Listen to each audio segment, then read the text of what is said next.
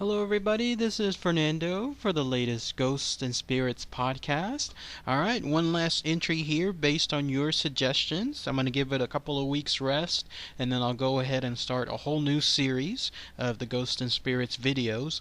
This one has been suggested before. The only reason I haven't really covered it is because truly all signs point to this phenomenon being fake, or at least some kind of forgery involved, and so that's why I really haven't discussed it.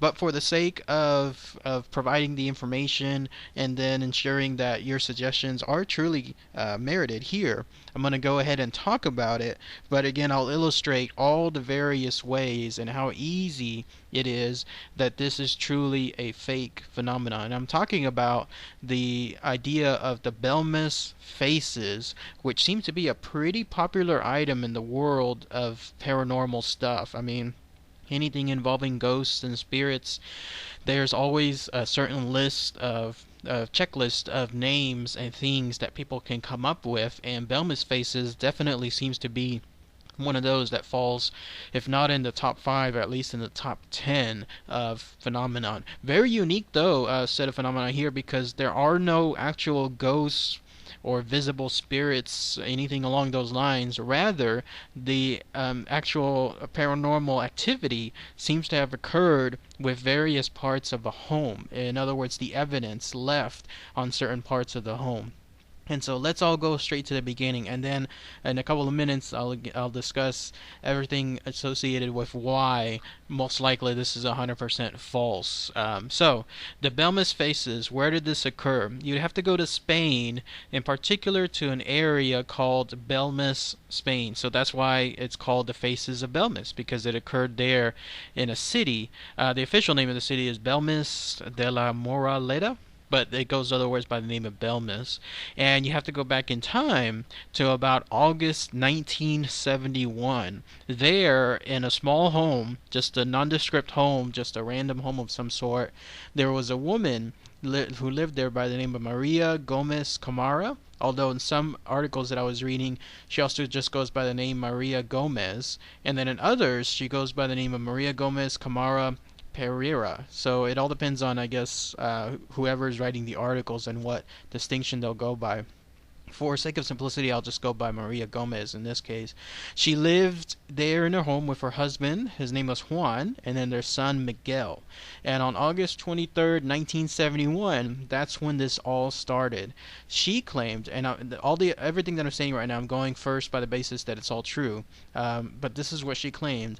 She said that all of a sudden, in her concrete kitchen floor, which is quite common there in anything involving Latin or Mexican or Spanish countries, they always have concrete floors, and there all of a sudden there appeared a face of some sort. And this was a face that, for all intents and purposes, was never there before. And so, to their shock and their surprise, all of a sudden there was this thing looking up straight at them, almost spontaneously. So it must have occurred, if it truly did occur, overnight. Otherwise, they would have clearly seen this longer beforehand. No mention as to how long they had been in the home before that. Presumably, they had probably lived there for a while. But there it was, all of a sudden, on August 23rd, 1971. Naturally, with them being freaked out, the father and the son took a pickaxe and decided, we're not having none of this paranormal stuff here in my house. And so they destroyed that image, destroyed the concrete associated with that image, and then they themselves laid new concrete on the floor itself. So, problem solved, problem gone, hopefully. But of course, history would say that that was not the case, because as the story goes, later on, I don't know exactly how far later on, but presumably it was soon afterward, a new face formed on the floor itself. I don't know if it formed directly right on that new concrete, or if it formed, let's say, surrounding the area of the older concrete, but it did, and this of course continued to shock both Maria, her husband, and her son. And then that's when it caught the attention of the neighborhood there, which in turn spread a little bit like wildfire. And then it caught the attention of the mayor there of Belmez. So this word eventually got to him, and people were at this point visiting and flocking to the area. Presumably, it was at this point too that tourism started because once people started to go straight to their home. In fact, it got to the point where Maria was actually advertising to tourists because those that were from other parts of the world that happened to be in that area there in Spain, they would hear about this local legend, and so she started to advertise the home there as La Casa de las Caras. So in other words, the House of the Faces is the direct translation. And so much so that by that point, cut to about Easter of the following year, so just a couple of months later, they had hundreds of people flocking to their home. And my understanding is they began to charge some fees for tourists to see the faces themselves. I don't know what kind of charge it was, presumably just a couple of bucks, but they were started to do that. The mayor there at Belmez, when he was informed of this, he decided that maybe a little bit of investigation had to be done, and so he forbade anyone from destroying any of the faces on the home itself. Not that that was going to happen anyway, because with the tourism picking up in the home and them collecting, the family there collecting all these new dollars, highly unlikely that they would have destroyed these things at all. So they took, the mayor and whatever group he got together took a sample from the home itself of one of the faces. I don't know what kind of sample it was. I don't know if it was like an entire face or if it was a portion of the face or if they decided just to scrape, let's say, a top layer of some sort. Who knows? But they took this sample and then they took it under for investigation. And then that's when it was found out that most likely there's stuff happening here on a fraud slash forgery side. So real quickly though, I just wanted to illustrate that for the next 30 years or so, the family continued, even in the face of all the investigations happening, kind of proving things otherwise. The family continued to state that it was completely paranormal, that this was all, in essence, happening because of something affecting their home on a, let's say, ghost side or paranormal side. In fact, it was found out that underneath the home itself there was a graveyard of some sort. I was trying to see more evidence on this part, but I think most likely that was just a claim also made up by the family. I could be wrong, but someone point me if I'm wrong on this, like if there was actually any evidence found of a graveyard. But they added that into the mix of the actual claim of the Belmez Faces too, and that just perpetuated and further increased all the tourists that would come about. I think the family did pretty well because for the next 30 years, 3 decades, they continued to make these claims, and they would introduce new faces. So quite surprisingly or non-surprisingly, with all these tourists coming on board, and let's say some of them coming every couple of years or so to Spain, you would kind of want to keep something going that would bring both the old tourists and new tourists to your home, so that way the collection could be made on the tourists coming by and paying a couple bucks. So for the next 30 years, new faces will continue to appear. This time there was new faces, both male and then others female, and there were also different shapes, different sizes. Some of them even had different expressions. So it went on for 3 decades up until the death of Maria herself. I think, if I remember correctly, she ended up dying in 2004 at the age of 85, and it was at that point that it seemed like the faces or the situations with them stopped. But apparently there was another psychic researcher of some sort named Pedro Amoros, that he was trying to find other appearances within the house itself. I don't know what his tie was to the family, though. I don't know if he was like a friend of some sort or if he was someone else that was, I don't know, their manager or whoever, but he tried to find more new faces and make claims that there were other faces, but they were quickly debunked, and that was it. I think, though, that house there is still somewhat of a phenomenon. Like people go visit it every now and then, mostly but for the fact that they just want to check it out and see the house itself that has been discussed for so long. I mean, this is a story that's been going on for decades, so at least it's a chance to stop by and see it all together. If someone needs to point me out, if people that live in that house are the same family, let's say second generation, third generation, or even if they still make claims about the faces altogether. I didn't see any evidence pointing to that, but if someone can, that would be interesting to find out too. Now for all the information as to why most likely this is false. From a common sense standpoint, just stepping outside the box, looking from something else far away. Anytime you're presented with a situation where people can make money off of something that attracts attention, it's very easy to start thinking, especially when this attention involves something happening but nobody is eyewitness to it, but the evidence is there thereafter, and nobody has access to see when the evidence is created.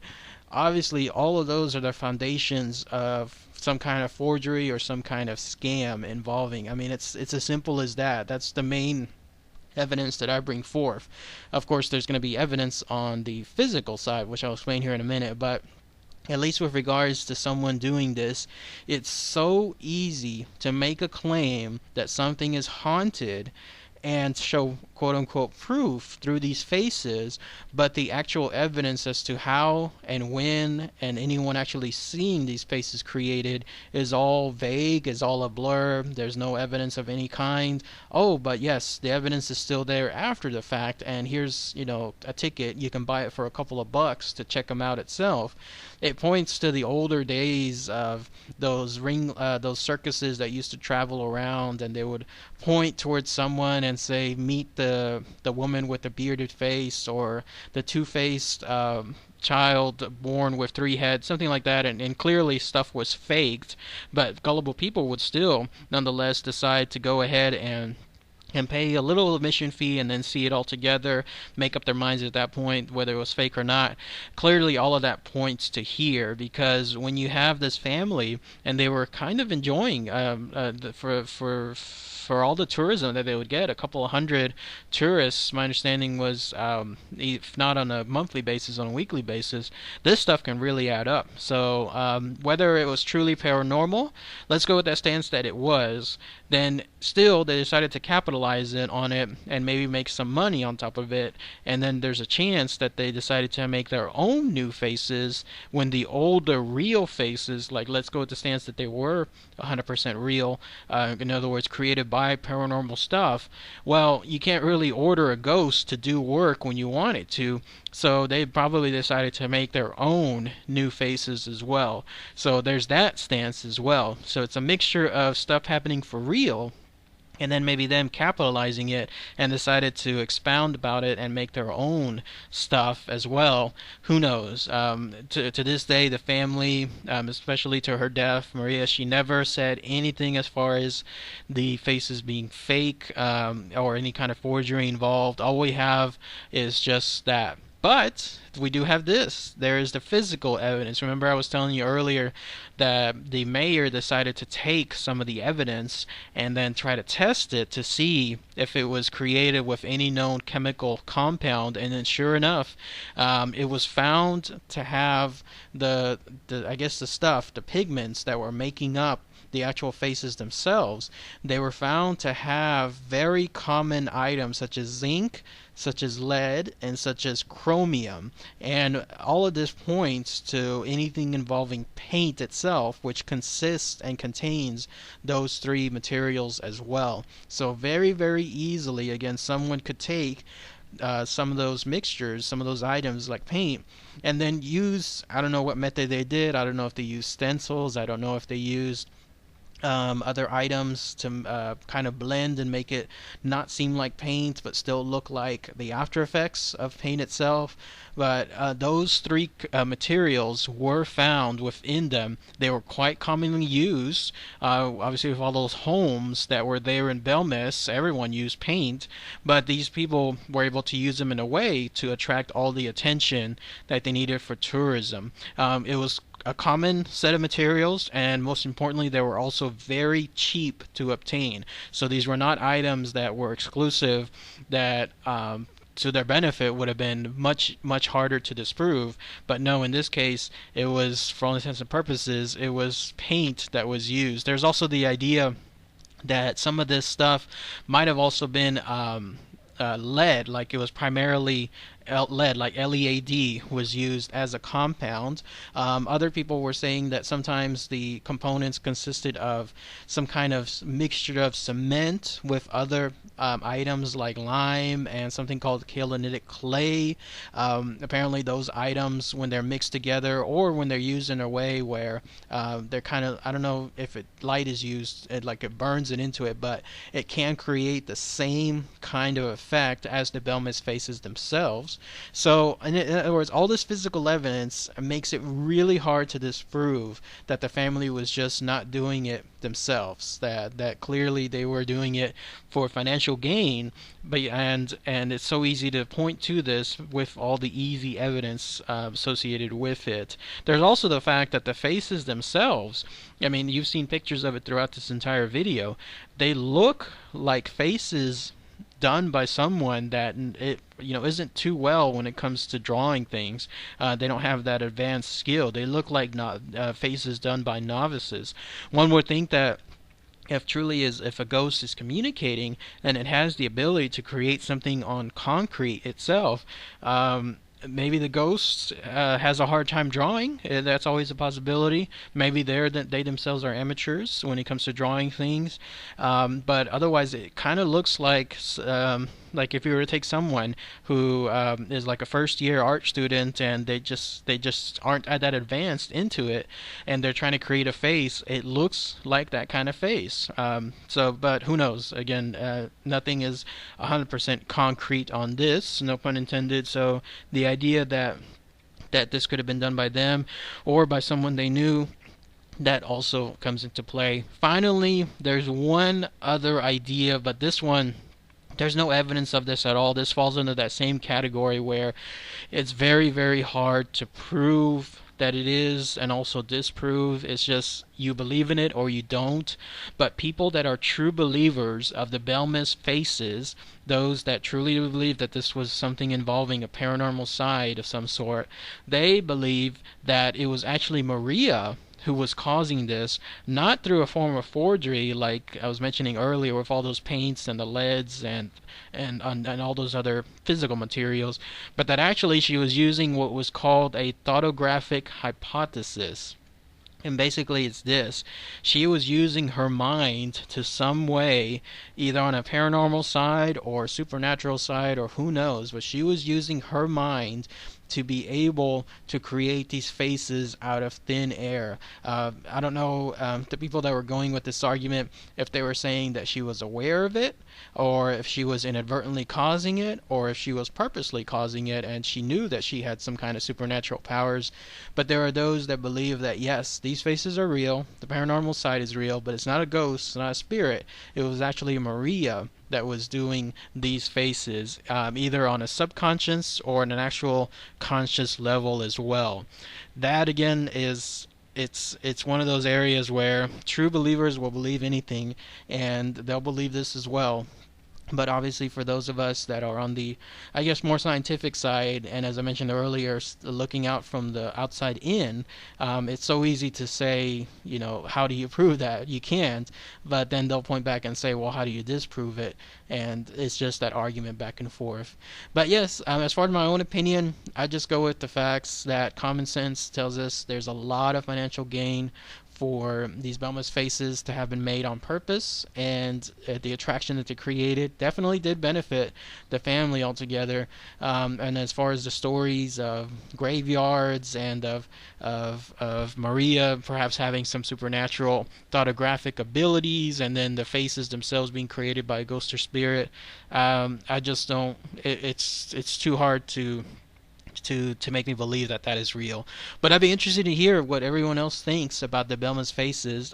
If anyone has gone there actually, either in the past or sometime soon, or maybe sometime in the future, sometimes like let's say next year or so, there and you're going, it'd be fascinating to hear. So, and if anyone has anything else that perhaps I didn't mention that is also very important to say, please post those comments, share them below. So, all right, everybody. Thanks again as always. Take care.